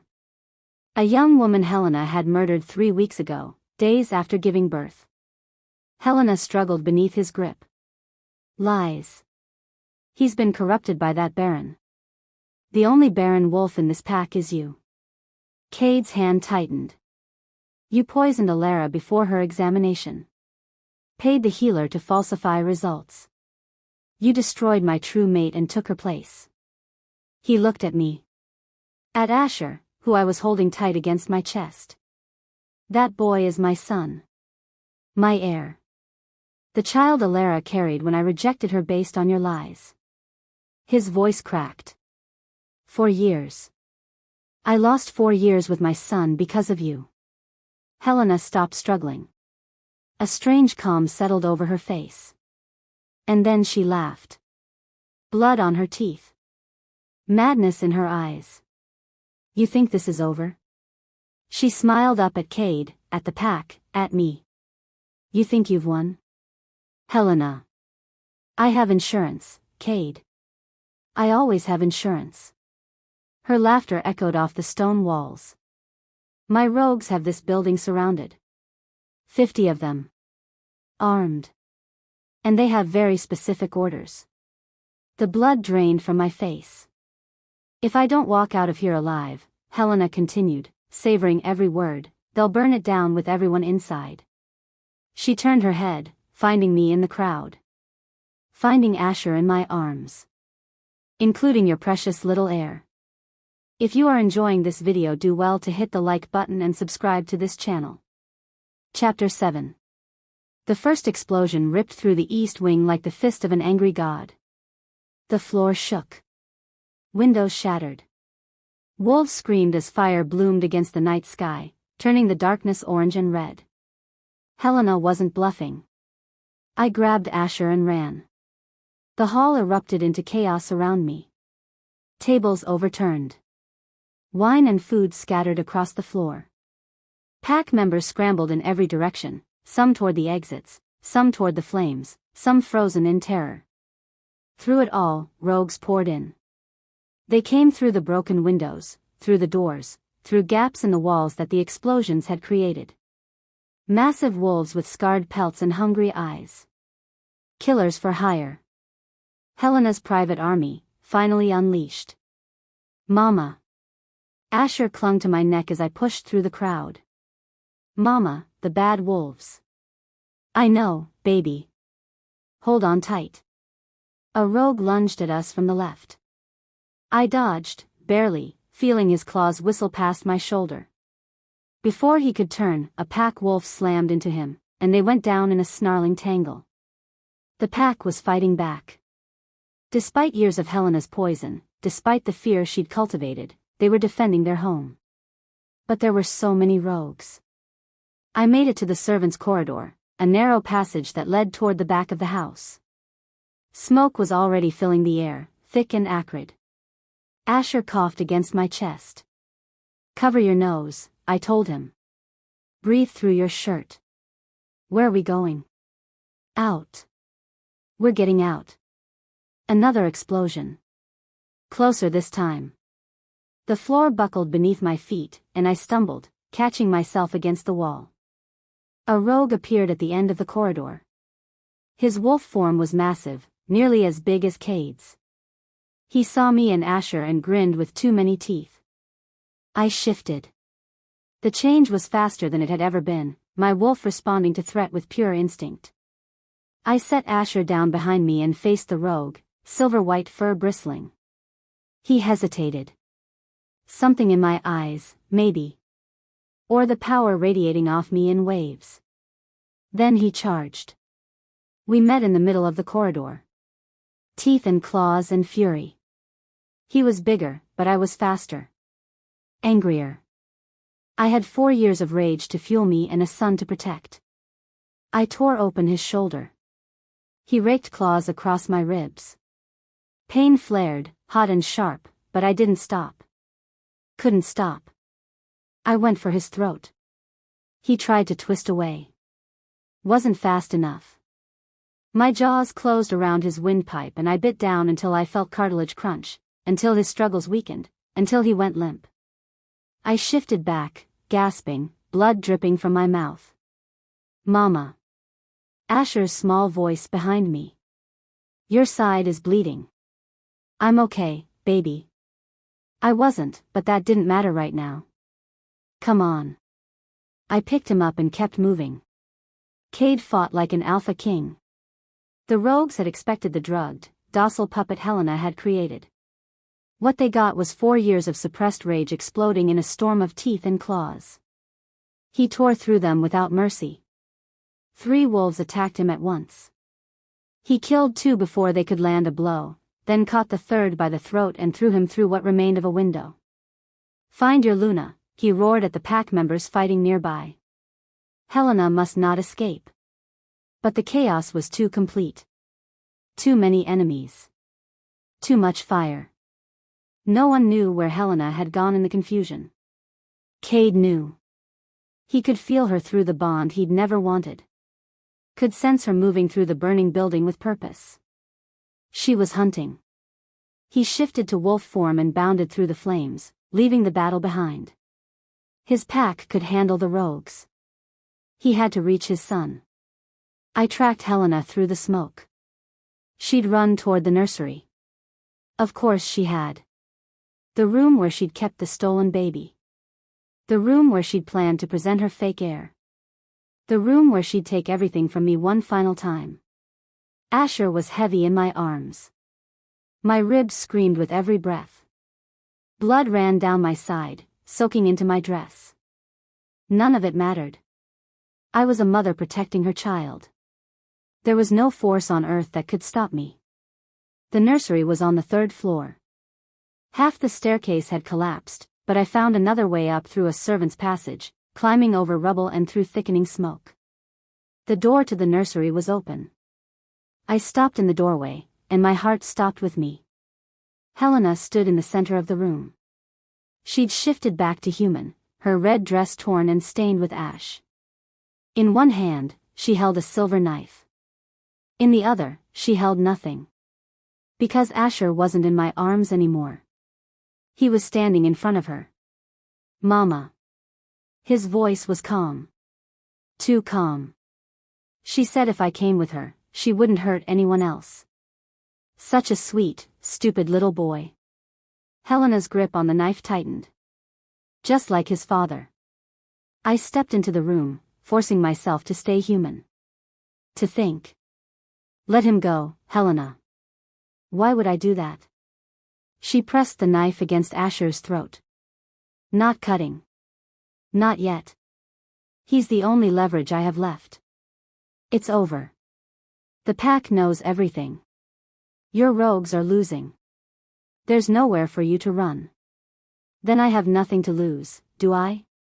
Helena smiled. Blood from a cut on her forehead dripped down her face like tears. If I can't have Cade. If I can't have the throne. Then neither can you. Neither can this abomination you spawned. He's a child. He's a threat. Her voice rose, cracking with hysteria. Do you know how long I've worked for this? How many years? How many sacrifices? You mean how many murders? Helena laughed. High and wild. My sister was the first, she said. Did you know that? Sweet little Diana. She was supposed to be the Luna. She was the one Cade noticed first. I went cold. What? She was so excited. So hopeful. She thought she and Cade might be mates. Helena's smile turned cruel. I made sure that didn't happen. A little poison in her tea. A tragic illness. Everyone was so sad. Asher stood perfectly still in her grip. His gray eyes were fixed on me. Waiting. And then there was the healer's apprentice, Helena continued. And the old Luna's handmaiden. And so many others. Anyone who got in my way. Anyone who might expose me. Including me. Especially you. Helena spat the words. You were supposed to be nothing. An omega from a weak bloodline. But Cade chose you. The mate bond chose you. And I couldn't let that stand. She pressed the knife harder against Asher's throat. A thin line of blood appeared. The poison I gave you was supposed to work longer. Long enough for Cade to take a chosen mate, me. But you were pregnant before the rejection. And you ran before I could fix the problem. You knew. My voice was barely a whisper. You knew I was pregnant. I suspected. But you disappeared before I could confirm. Helena's eyes glittered with madness. I've spent 4 years tracking you. Waiting. Planning. And now here we are. Smoke billowed through the broken window. The fire was spreading, eating through the old wood of the pack house. Do you know what the best part is? Helena leaned close to Asher's ear. I've been poisoning Cade for years. Slowly. Carefully. After the ceremony, once I had an heir to control, I was going to finish the job. Rule through the baby until it came of age. Everything was perfect. Except it wasn't your baby. Details. Helena shrugged. No one would have known. The pack would have followed whoever I told them to follow. She looked at me, really looked, and her smile faded. But you ruined everything. You just couldn't stay away, could you? Couldn't let me have what I earned. You didn't earn anything. You stole it. Murdered for it. Same thing. The floor groaned beneath us. The fire was getting closer. Let my son go, I said. I'll do whatever you want. Just let him go. Helena considered this. For one moment, I thought she might actually agree. Then she laughed. No. I don't think I will. She raised the knife. And Asher moved. Helena had been focused on me. She dismissed him as a threat, a helpless child, leverage and nothing more. She forgot what he was. Asher twisted in her grip and sank his teeth into her wrist. Not a child's bite. A wolf's bite. His young fangs carried alpha venom, the poison that ran through the ancient Blackwood bloodline. Helena screamed.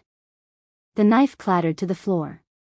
She stumbled backward, clutching her wrist, staring at the small boy who had just injected her with something far worse than any poison she'd ever used. You little. I shifted.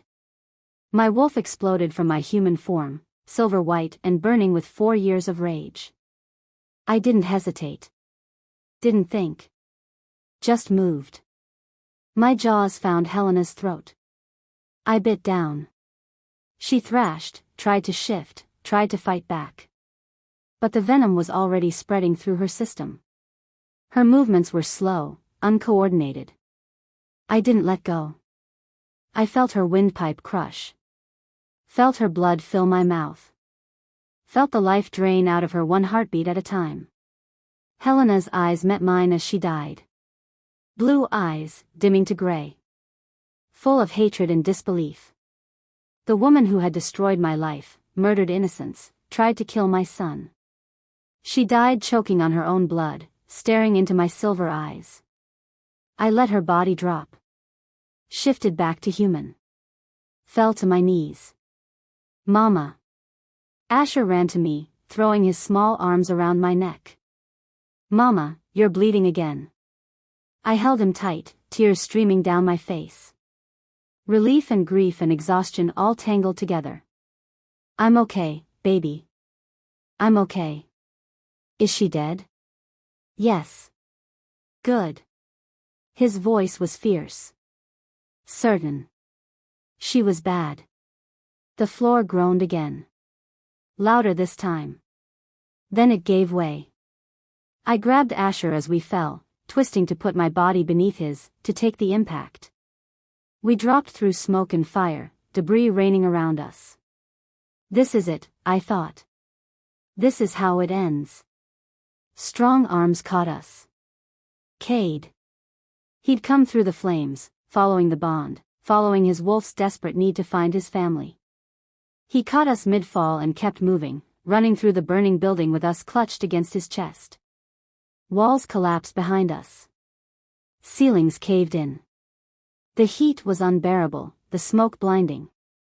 But Cade didn't stop.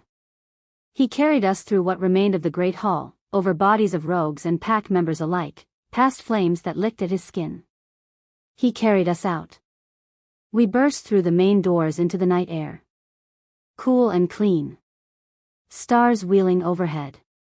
I gasped, filling my lungs, holding Asher tight. Behind us, the pack house burned. Centuries of history collapsing into ash and ember. Helena's reign ending in fire. Cade set us down gently on the grass, his hands shaking. Is she dead? My voice was hoarse from the smoke. It's over. He looked at me. At Asher. At the burning building that had been his home. Then he pulled us both into his arms and held on like he would never let go. If you are enjoying this video, do well to hit the like button and subscribe to this channel. Chapter 8. The pack gathered in the forest clearing as the sun began its descent. This was sacred ground. Ancient ground. The place where alphas had been crowned and heirs blessed for 500 years. Oak trees older than memory ringed the space, their branches reaching toward each other like hands clasped in prayer. But this ceremony was different. There was no pack house gleaming on the hill behind us.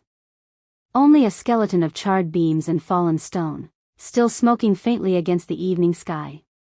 No Luna in a red gown orchestrating every detail. No fake belly, no stolen baby, no carefully constructed lies. Just wolves. Hundreds of them. Standing together in the golden light, waiting to see what would rise from the ashes. I stood at the edge of the clearing with Asher's hand in mine, watching the pack find their places. They looked different than they had a week ago. Still thin, still bearing the scars of Helena's reign, but something had shifted in their eyes. Hope, maybe. Or just the absence of fear. Mama. Asher tugged my hand. There are so many wolves. I know, baby. Are they all nice? I looked at the faces around us. Some I recognized from my old life. Some were strangers. All of them had stolen glances at us throughout the week, curious about the woman who had killed their Luna. About the boy with the golden wolf. Most of them, I said. And the ones who aren't nice will have to deal with me. Asher nodded seriously, accepting this as reasonable. Mira appeared beside us, her scarred face soft in the fading light. The pack had learned what Helena did to her. They'd learned about all of it, the murders, the manipulation, the years of cruelty hidden behind a beautiful smile. It's almost time, Mira said. Are you ready? No. I squeezed Asher's hand. But I don't think that matters. The crowd parted, and Cade walked through. He looked better than he had. A week without Helena's poison had cleared the fog from his eyes, put color back in his cheeks. He'd spent every day since the fire working beside his pack, clearing rubble, tending wounds, listening to stories he should have heard years ago. He hadn't asked me for anything. Hadn't pushed. Hadn't tried to invoke the mate bond that still hummed between us like a live wire. He'd just been there. Helping. Rebuilding. Earning. Now he climbed onto the ancient stone platform at the center of the clearing, and every wolf fell silent. 3 days ago, he began, his voice carrying through the trees, we buried 15 pack members. Wolves who died defending their home against an enemy I should have seen coming years ago. He paused. Let the weight of that settle. Before that, we buried Mrs. Thorne. And before that, Sarah, a young Omega most of you never knew existed. She was 18 years old. She gave birth to a son, and then she was murdered so that my Luna could steal her child. Gasps rippled through the crowd. They'd heard rumors, but hearing their alpha say it made it real. I could stand here and blame Helena. And she deserves blame, more than I can express. She was a murderer, a manipulator, and in the end, a monster. Cade's jaw tightened. But I was the alpha. This pack was my responsibility. And I failed you. No one spoke. For 4 years, I let myself be blinded. Drugged. Controlled. I believed lies about my own mate because they were easier than trusting the bond. I rejected Lyra Vance, my true mate, the woman the moon goddess chose for me, and I did it in front of all of you. He found me in the crowd. Our eyes met. I don't ask for your forgiveness, he said. I haven't earned it. But I ask for the chance to try. To be the alpha you deserve. To rebuild what Helena destroyed, not just the buildings, but the trust. The safety. The pack we used to be. He stepped down from the platform and walked toward me. The crowd parted like water. Lyra. He stopped a few feet away, close enough to touch but not touching. Will you come forward? There's something the pack needs to see. I hesitated. Asher looked up at me with those gray eyes, waiting. Okay, I said. We walked together to the platform. Cade helped Asher climb up, then offered me his hand. I took it, briefly, and felt the bond spark between us. Pulled my hand back. Stood before the pack with my son beside me. This is Asher, Cade said. Lyra's son. And mine. The murmuring started immediately. I'd expected it. He was conceived before the rejection. Before I believed lies over truth. Lyra discovered her pregnancy after she left, and she raised him alone for 4 years. In a human town. Working as a baker. Without pack, without support, without any of the things she should have had. His voice cracked. She did what I couldn't. She protected our son. Kept him safe. Gave him a life full of love, even when she had every reason to give up. He turned to Asher. Would you show them?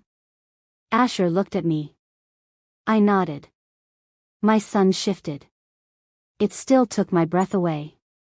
The seamless transformation, the golden wolf that emerged like sunlight given form.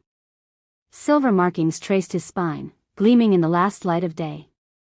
The pack went absolutely still. The Blackwood royal coloring, someone whispered. I've only seen it in paintings. The ancient bloodline. That's the mark of the first alphas. Asher sat calmly in his wolf form, his tongue lolling in a puppy grin. He was showing off and he knew it. This is the true heir to Shadowcrest, Cade said quietly. Not a stolen child. Not a lie. My son. Lyra's son. The strongest alpha blood our line has produced in generations. Asher shifted back, completely unbothered by his nudity, and I wrapped him in the blanket I'd brought for exactly this purpose. I'm not presenting him as my heir tonight, Cade continued. That's not my choice to make. He's Lyra's son first. Her decision about what happens next. He looked at me, and I saw everything in his eyes. The regret. The longing. The desperate hope he was trying so hard to contain. But I wanted you all to know the truth. To see what survived despite everything Helena did to destroy it. His voice dropped, thick with emotion. To see what I almost lost forever. The ceremony continued. Other pack matters. Acknowledgement of the dead. Plans for rebuilding. But I barely heard any of it. I was watching Asher, who had spotted a group of children at the edge of the clearing and was practically vibrating with excitement. Can I go play with them? He whispered. Let me check with. But he was already gone, bolting across the grass toward the other pups. They stared at him with wide eyes, this stranger with the legendary coloring, and then one of them shifted and play-bowed, and suddenly they were all running together, yipping and tumbling and being exactly what they were supposed to be. Children. Playing. Free. I watched my son laugh for the first time in a week, and something inside me unclenched. Cade found me after the ceremony, standing apart from the crowd while Asher continued his games with his new friends. He's fast, Cade said quietly, watching Asher outmaneuver a wolf twice his size. And strong. And completely unafraid. He's had to be. Because of me. Because of circumstances. I turned to face him. I won't let you carry guilt for choices Helena made. But I won't let you off the hook for the ones you made either. I know. He moved closer, then stopped himself. Maintained the distance I'd established. Lyra, I need to ask you something. And I need you to know that whatever you answer, I'll accept it. What? His eyes met mine. Storm clouds and steel, just like our sons. Can I know him? Asher? Can I earn a place in his life? He swallowed hard. In yours? I didn't answer immediately. Made him wait. Made him feel the weight of the question. I'm not asking you to be my Luna, he continued, the words tumbling out. I'm not asking for the mate bond to be restored. I'm not asking you to forgive me or love me or any of the things I don't deserve. Then what are you asking? A chance. His voice broke. Just a chance. I'll wait as long as it takes. Forever, if I have to. He looked at Asher, laughing in the distance. I just want to know my son. I want to earn the right to be his father. And maybe, someday, to be something to you again. I looked at Asher too. At the joy on his face. At the way he fit so naturally among these wolves, like he'd been here all along. Then I looked at Cade. At the man who had shattered my heart 4 years ago. Who had believed lies over love. Who had spent the past week working himself to exhaustion trying to rebuild what he'd helped destroy. I looked at myself. At what I'd survived. What I'd become. Survivor. Mother. Warrior. I'd killed the woman who tried to destroy me. I'd protected my son against impossible odds. I'd walked into a pack that wanted me dead and walked out victorious. I didn't need Cade. Didn't need this pack. Didn't need anything from anyone. But Asher. Asher deserved to know where he came from. Deserved a father, if that father could prove himself worthy. Deserved a pack, a community, a place to belong. And this pack deserved better than what they'd had. A real alpha. A real leader. Not the ghost Helena had created. I don't forgive you, I said finally. Not yet. Maybe not ever completely. Cade's face crumpled, then steadied. Accepting. But Asher deserves to know his father. And this pack deserves a real alpha. I held his gaze. So I'll stay. For now. We'll see what you're made of when you're not being poisoned and manipulated. We'll see if the man I once loved still exists. Lyra. I'm not done. I stepped closer, close enough to feel the bond humming between us. You don't get to court me. You don't get to make romantic gestures or push for more than I'm willing to give. You earn my trust through actions, not words. Through time. Through proving every single day that you're worth the risk. I will. His voice was fierce. Certain. I swear to you, Lyra. I will spend the rest of my life proving it. We'll see. Before either of us could say more, a small golden blur slammed into our legs. Mama. Did you see? I made friends. Asher was practically bouncing. And one of them can do this thing with his ears, and another one taught me how to. He stopped, looking between us. Then he grabbed Cade's hand. And mine. Pulled us together. Are we a pack now? He looked up with his father's gray eyes and my stubborn jaw. The three of us? Cade and I looked at each other over our son's head. The mate bond hummed between us. Damaged but alive. Healing would take time. Trust would take longer. But for the first time in 4 years, I answered honestly. Yeah, baby. I squeezed Asher's hand, felt Cade's fingers brush against mine through our son's small grip. We're a pack. Cade's hand tightened on Asher's. His eyes met mine, full of grief and gratitude and desperate hope. I'd come to his ceremony carrying the heir he never knew. I'd leave when I was ready, or stay if he proved worthy. The choice had always been mine. It just took him 4 years to realize it. If you are enjoying this video, do well to hit the like button and subscribe to this channel. The end.